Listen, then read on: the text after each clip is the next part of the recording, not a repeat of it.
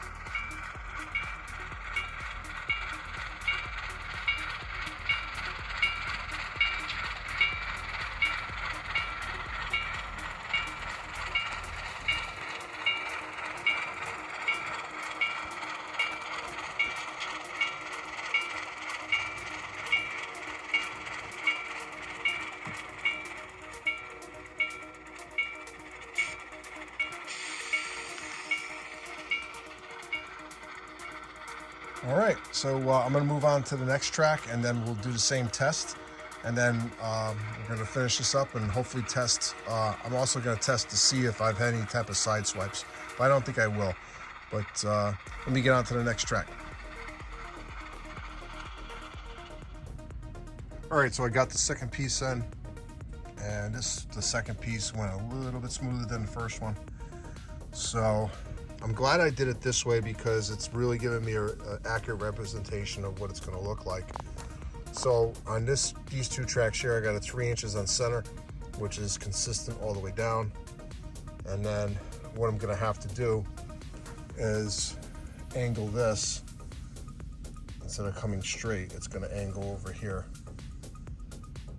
and then connect to that line there. So I'm glad I'm adding this corner piece. As you can see, I don't have a lot of room there, but this corner piece will solve that issue. So getting excited. It's really coming out better than I expected, actually, and I'm glad I did it this way. So this wasn't my idea. This was a close friend of mine who said use RealTrack because that's the best way to do it. So I am building this layout by myself. And I do not know everything about model railroading, I can tell you that. So I've been in this hobby for about 10 years. I'm still learning stuff. So, but anyway, let me get back to work and I'll show you next update. All right, guys, so I got the 4 tracks in. Now I'm going to begin the testing process.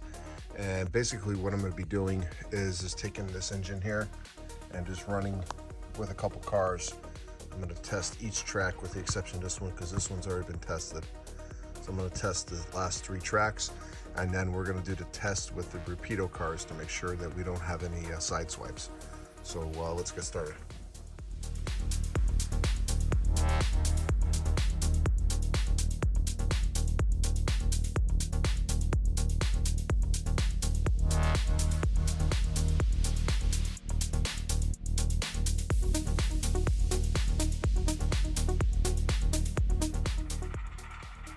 All right, so the next step is we're gonna see if this Rapido car's hit, which I don't think they will. So we're gonna start off with this passenger car here. This was an original from the H&H. So we'll put that there. And then this is the, here's a county car. This is from the recent run of Rapidos. And the reason why I don't want these to hit is because this car itself was over $100. So I want to make sure that they're not going to sideswipe. It'll definitely be an expensive issue to have, which I don't want.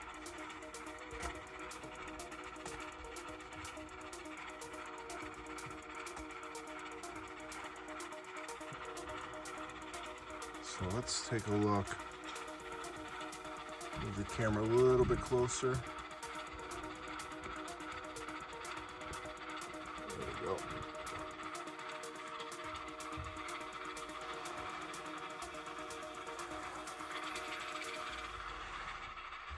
There's going to be more than enough room to run two at the same time, which is perfect. Awesome. All right, so now what we're gonna do, now that everything is set for this, now I'm gonna take this off and put it on the other side, and we're gonna start the other side of the layout from Cedar Hill Yard, and we're gonna test everything again for the most part, just to make sure everything is gonna be good. So we'll be right back. All right, so I'm over on the this side of the layout and ran into a slight issue, nothing crazy, but this changed elevation when it was Huntington and Hartford. And what I'm gonna do is, I was piecing it back together. I'm trying to use as much original material as I can so I don't have to waste any materials, but I think because this is all like 3-4 pieces, and then here's another piece. When I measured out the 11 inches that had to come up, I noticed that it's gonna come across here, and then it's gonna come across here, and then it's just gonna be too many pieces. So what I'm gonna do is I'm gonna make a template. And I'm gonna make a template for a piece that's gonna just drop in here, come around this way, and probably end right about here. Therefore, it'll speed up this process of trying to lift this up, because trying to lift this up with a million pieces, it's just gonna add to aggravation. So what I'm gonna do is I'm gonna get a piece of paper, make a template, cut a new piece in, cut this out, drop it in, and then put the track on. So I'm gonna do that in episode 113. I'm gonna call this one good for an update. So when I continue in episode 113, we're gonna get all this done, then cut everything out, and then raise it up. All right, so hope you enjoyed this episode on my layout build. Definitely making some good progress, as you can tell. I do have some major announcements coming up with this layout, with some new pieces that are coming over. And then also I have another series coming out, probably summer, but I will talk about that too. All right, so this is Ron New Haven Rails. Thanks for watching. If you haven't already, hit the like button. If you haven't already, also subscribe, check out my other content. And I also offer channel membership. If you're interested in that, no obligation, check that out as well. So thanks for watching Ron New Haven Rails, and have a great night, and I'll see you at the next layout update.